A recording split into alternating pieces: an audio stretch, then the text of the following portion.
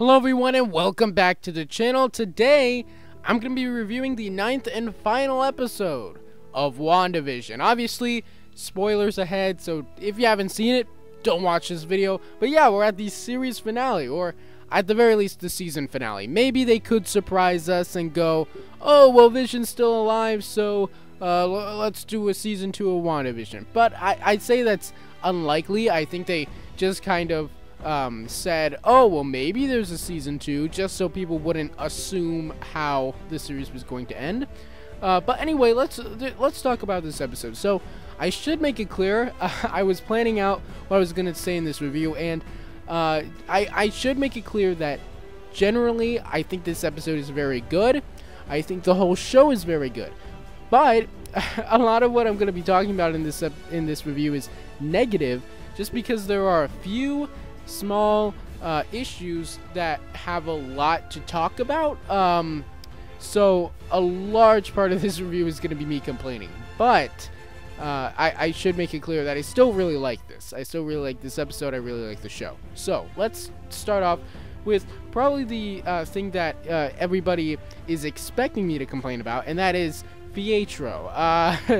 Yeah, so this was a mistake, I think, because here's the thing. Well, sure, it's a big shock to be like, oh, Evan Peters is back as Quicksilver. If you could argue for sure that this finale isn't going to be received well, just because fan theories run wild and people create these expectations about what it is.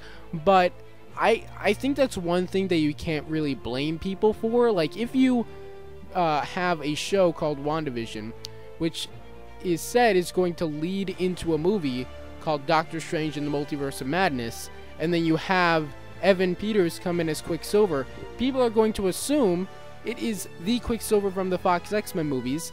And if you tell them, no, it was just a dude that looked like Evan Peters, Quicksilver from the X-Men movies, people are going to get upset. So, yeah, that's on them, I think. Well, it was nice that they didn't just go with, oh, it was just some random dude, or not even explain it at all, and just be like, yeah, it wasn't really Quicksilver. And they did kind of say, oh, it was Ralph. And there are more questions that come up when you think about that, but just go, oh, it's Ralph, Agnes's husband. It's slightly more satisfying, but it's you know, it does feel like a cop-out. Speaking of Agatha, she was great in this. Catherine Hahn is doing a spectacular job in this role, and maybe we'll get to see her later on, because I'll get to that in a second. I'm getting ahead of myself, but I think she did a really good job, but I'm still not really crazy about Agatha personally. I don't know. There's just not really much character there, because it wasn't revealed until 2 episodes ago who she was, and then it was like, oh, well, she was a witch who was being sentenced to death by other witches, and then absorbed their powers, and now she wants Wanda's powers. But, like, we don't really know her motivation, other than that she stole powers in the past, so now she wants to steal Wanda's powers. We don't know why she was being burned at the stake by other witches. We don't know, I mean, like, well, we do kind of know that she was, like, practicing some dark form of magic, but we don't know really why she was doing that. We don't know, we don't know a lot of things about her background that I think would have been helpful in connecting with the character and making her feel more like a threat. I don't know, maybe that's just me, but I think she was a little underwhelming. Not the acting, the performance was great, it's just the character. Though it is interesting, maybe we'll see that elaborated on, because it is explicitly said, basically, that she will be kept in Westview by Wanda.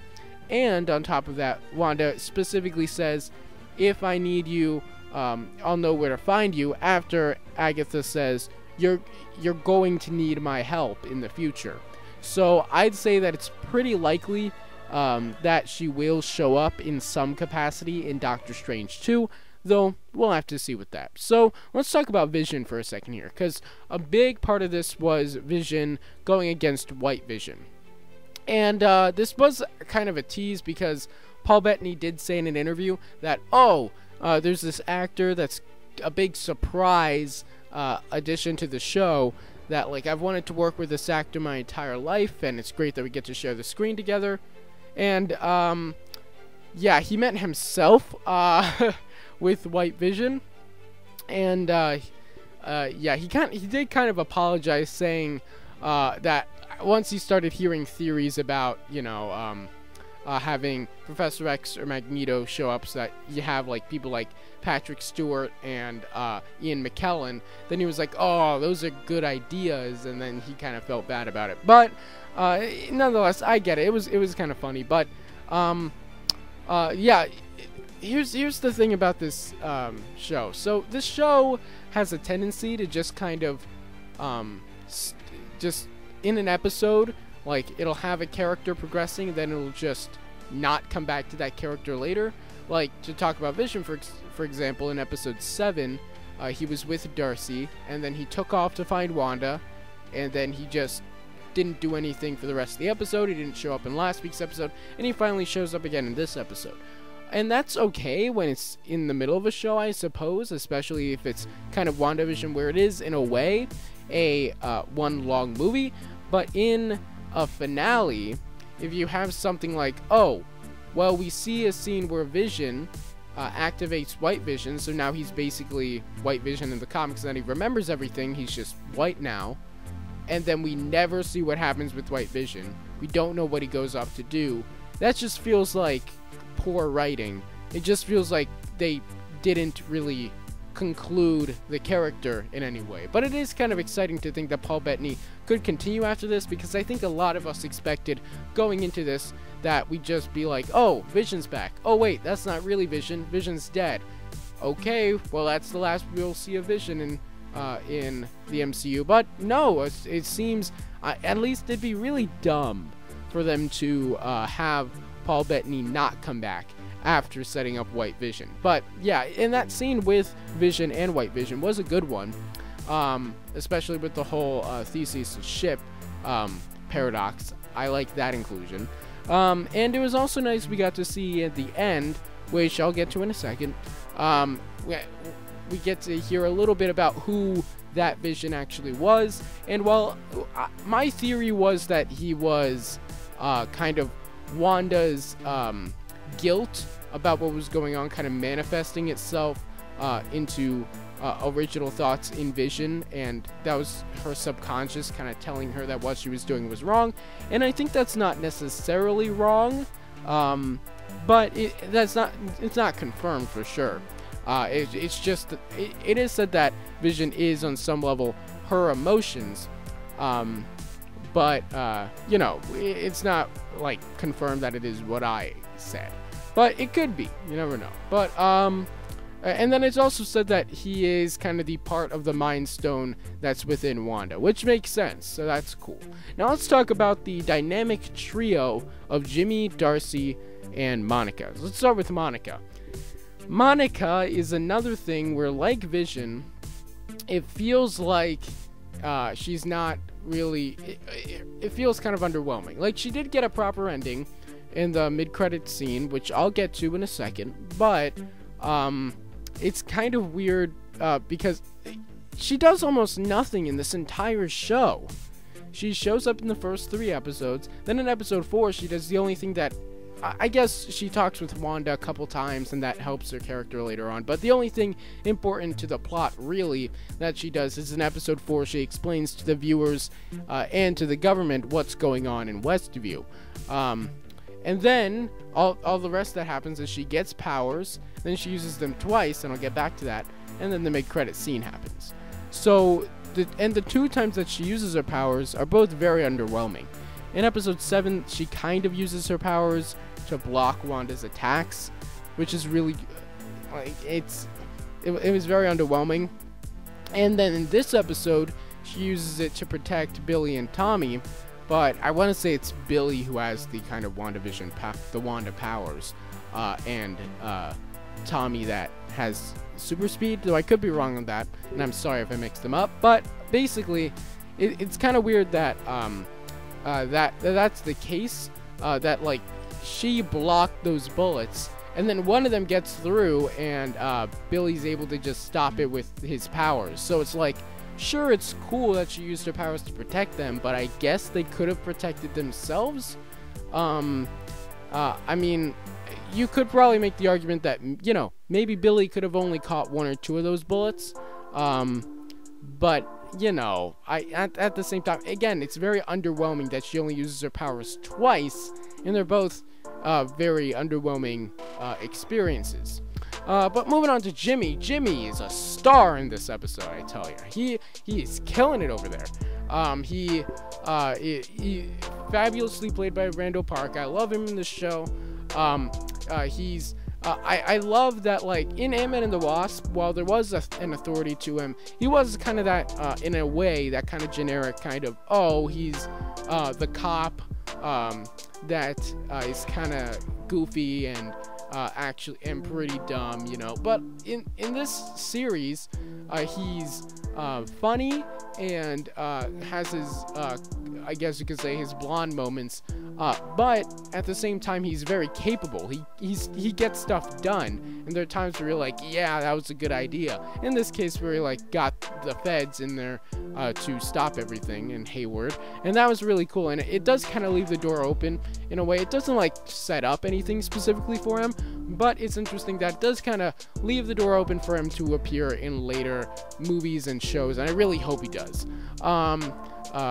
Stephen Ford, get on that show. Yeah, anyway,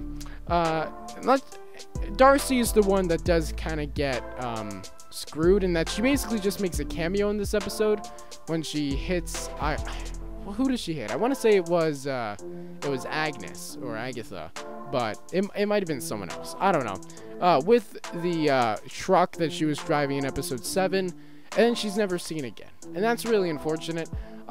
It would have been nice to have some kind of cap for her character, to maybe hint that, oh, maybe she's working for S.H.I.E.L.D. or S.W.O.R.D. now, or something like that. Maybe she'll show up in Captain Marvel 2. You never know.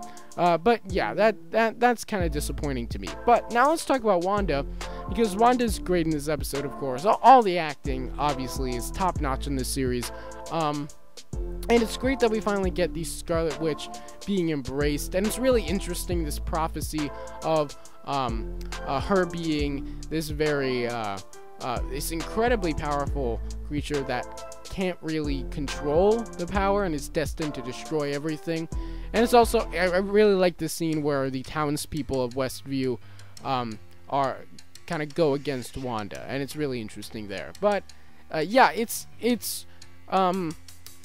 cool that they also very subtly set up Doctor Strange 2 with the post-credit scene, which I'll get to in a second, and also in the prophecy it says specifically that she's more powerful than the Sorcerer Supreme. And so the fact of that, and also that like she can't really control her powers really well, does lead to some credence to the theory that Wanda is going to actually be the villain of Doctor Strange in the Multiverse of Madness. And we'll get to that in a minute. So let's talk about the mid-credit scene, which all that really does is set up Captain Marvel 2 to kind of be like, oh, well, now Monica's going off to be in Captain Marvel 2 now, and hopefully she actually does something in that movie. Yeah, and then the post-credit scene is really interesting. So I'm not sure exactly how to interpret it, but, you know, you go in there and you see Wanda, and she's just kind of in her pajamas, kind of episode 7 style, and then you get into the back, and then there's the Scarlet Witch doing this other thing. So it does really show the kind of, not necessarily Jekyll and Hyde type, but definitely that she has two parts of her against each other. And then we get that tease right at the end of Wanda hearing the voices of Billy and Tommy yelling for help. And now it's time for Cole's Conspiracy Corner or whatever. But anyway, so here's kind of what I think is going on. I think that Billy and Tommy did not exist in this world, which was a reveal. Like, it was, I was beginning to think that a few episodes ago that maybe they were real, and like Agatha was trying to get them or something like that. But no, they're not real.